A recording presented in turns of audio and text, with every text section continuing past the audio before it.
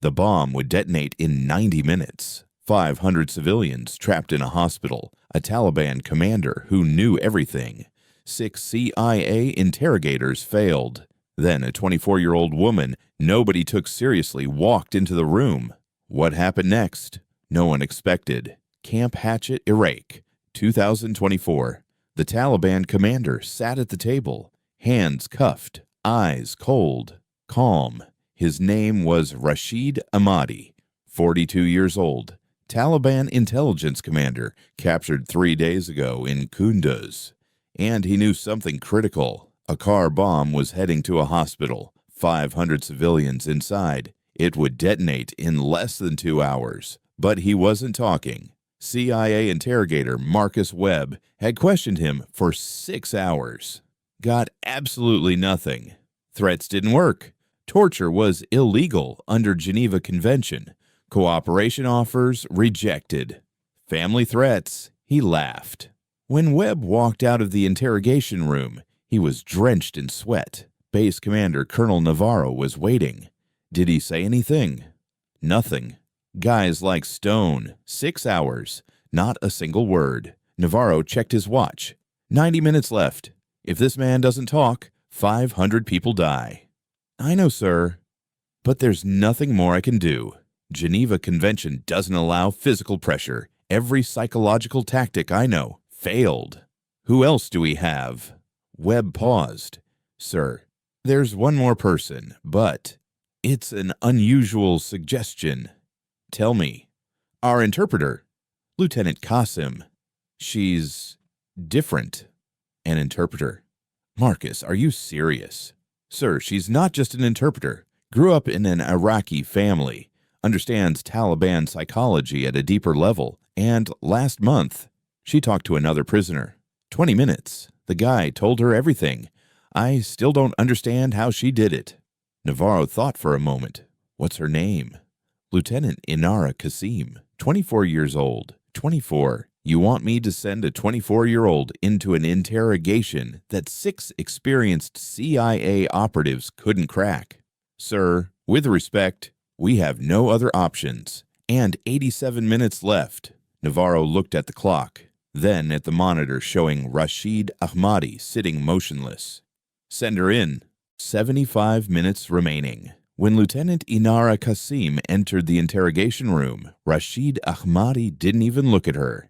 Young, small, 5 feet 5 inches, 115 pounds, military uniform, hair tied back, wearing glasses.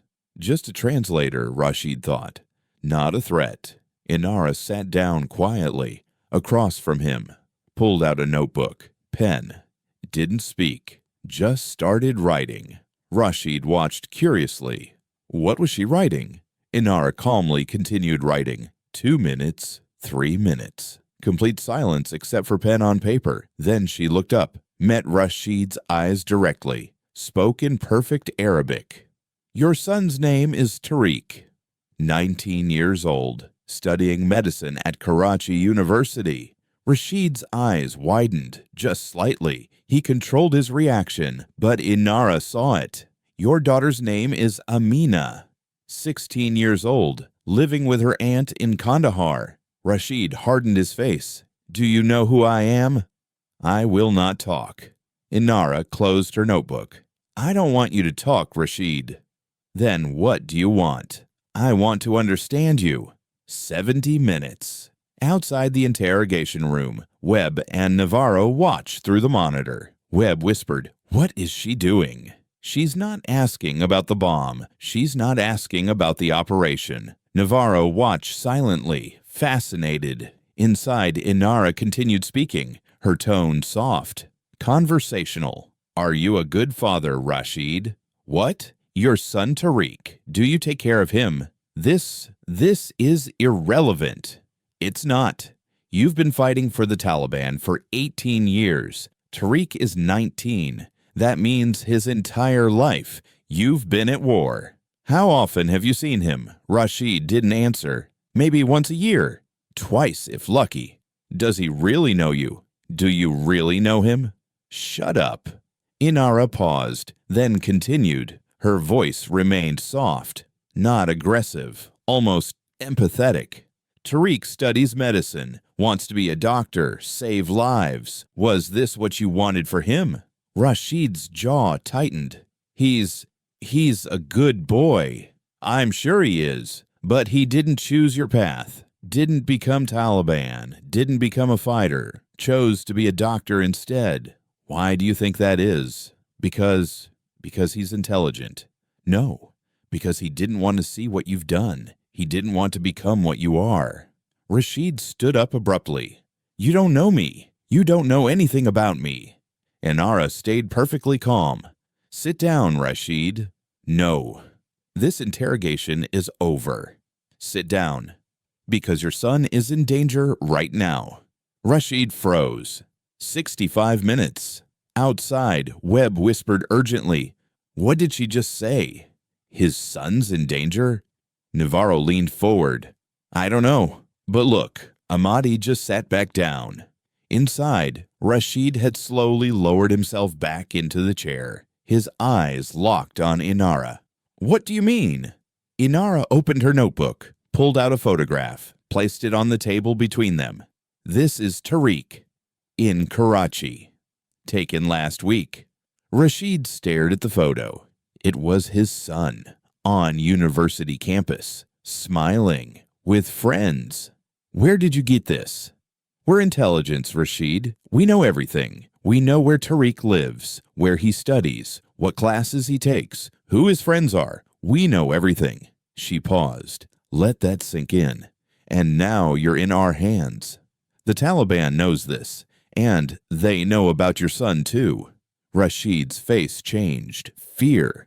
Actual fear. Inara continued. Her voice remained calm. Matter of fact, you failed your mission. You were captured. An intelligence commander was captured. What does this mean for the Taliban? Rashid stared silently. It means weakness. It means potential betrayal. And what does the Taliban do to traitors, Rashid? What do they do to their families? I'm not a traitor, but they might think you are, especially if you talk, or especially if you don't talk, but the operation fails anyway. The operation won't fail. You're talking about the car bomb at the hospital.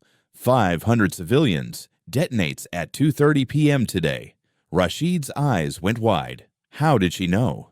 Inara smiled, small, sad. Rashid, we already know. We know which hospital. We know it's a vehicle bomb. We know approximately when. The only things we don't know are the exact location of the vehicle right now and who's driving it. You're lying. Am I? Inara pulled out another paper. Shifa Hospital, Kabul, white Toyota Hilux, detonates at 2:30 p.m. Am I correct? Rashid's face went pale. 60 minutes. Outside, Navarro whispered, How does she know all this? Webb answered quietly, She doesn't. We only confirmed the hospital from signals intelligence. Everything else, the vehicle type, the exact time, those are educated guesses. But Ahmadi believes her, because he knows his own plan. When he hears details that match, even partially, he assumes we know everything. She's playing him. Perfectly. Inside, Inara continued speaking. Rashid, here's your problem. This operation will fail. We will find the driver. We will stop the vehicle. The bomb will not explode. And when it doesn't, the Taliban will know someone talked. I didn't. And they'll ask, how did the Americans know? Who told them? And there's only one answer, Rashid Ahmadi, the intelligence commander, the man in American custody. Rashid shook his head. No, I haven't said anything. But they won't believe you. Because we know everything. And you're sitting here. The math is simple, Rashid. I haven't said anything. I know, but the Taliban doesn't know that. Won't believe that. Inara leaned forward. And your son Tariq, in Karachi, alone, unprotected, someone the Taliban can easily reach. Rashid's breathing quickened. If the Taliban decides you're a traitor, they'll send people to Karachi, and Tariq is just a 19-year-old medical student. He can't protect himself. He doesn't even know he's in danger. Will you protect him? Us? Inara paused. Rashid, we're Americans. We're your enemy. Why would we protect your son? Because if I help you. But you're not helping us. You're not saying anything. Because if I talk, then I am a traitor. If you don't talk, they'll think you're a traitor anyway. Same result. But there's one difference. What? If you talk to us, we can protect Tariq. We can move him out of Karachi, take him somewhere safe. Maybe even let you see him again someday. Rashid's eyes filled with tears. See my son. If you cooperate, yes, we can arrange it. 55 minutes. Rashid buried his face in his hands. Inara waited silently, didn't push, didn't speak, just waited. 30 seconds, 45 seconds, 1 full minute. Then Rashid looked up. His eyes were wet.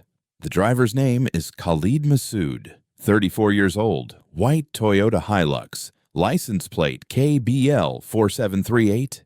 Inara began writing, calm, professional. Where is he right now? Wazir Akbar Khan District, safe house, waiting for the signal. Address? Street 15, house number 47, blue door. Is the bomb already in the vehicle? Yes, in the garage. 200 kilograms ANFO. Cell phone trigger. Phone number? Rashid recited the number. Inara wrote it down. Who else knows about this operation? Only 3 people. Me, Khalid, and the coordinator Hakim. Where is Hakim? Pakistan. Peshawar. Inara closed her notebook, stood up. Thank you, Rashid. Rashid looked up at her. Will you protect my son? I promise. Will I be able to see him? Inara paused at the door, turned back. Maybe, Rashid. But first we have to save 500 people. Then we'll talk. 50 minutes. When Inara walked out, Webb and Navarro were staring in disbelief. Webb grabbed the paper from her hand. How did you do that? Inara removed her glasses. She looked exhausted. Send the coordinates. Mobilize QRF. We have 50 minutes. Navarro immediately gave the order. All units, target identified. Street 15, house 47, Wazir Akbar Khan District. White Toyota Hilux, plate KBL 4738. Capture or destroy. 50 minutes. Then he turned to Inara. Lieutenant, that man didn't say a word for 6 hours. You got everything in 37 minutes. How? Inara gave a tired smile. Sir, I didn't break him. I understood him. What? He's a father. He loves his son. But he's been at war for 18 years, lost his relationship with his son, and what he fears most, that his son hates him, sees him as a traitor to humanity. Webb stared. And you convinced him to talk by offering to protect his son. Yes, because he's not an ideologue. He's a father, and fathers will always choose their children. 42 minutes later, the QRF team raided House 47.